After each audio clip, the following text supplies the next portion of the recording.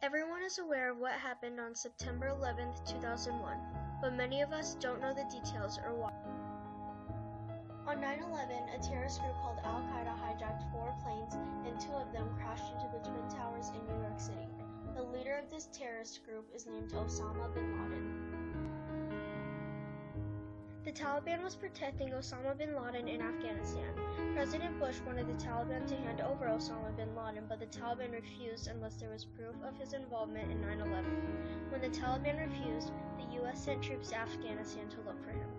During that time, the Taliban had control of 90% of Afghanistan, including the borders.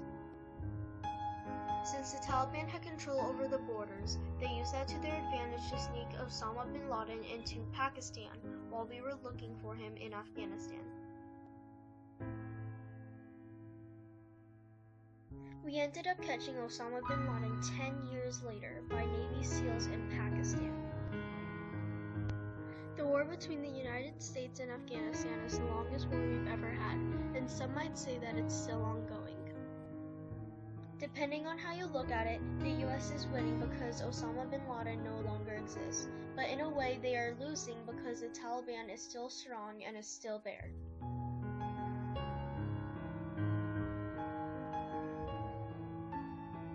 The war in Afghanistan has cost us more than $680 billion. The upside to how much money we have spent is that the troops being there has made the US much safer, so the Taliban is forced to battle the troops in Afghanistan instead of causing terror in the United States. I'm happy to say that the troops finally get to come home soon after battling the terrorists in Afghanistan for nearly 15 years.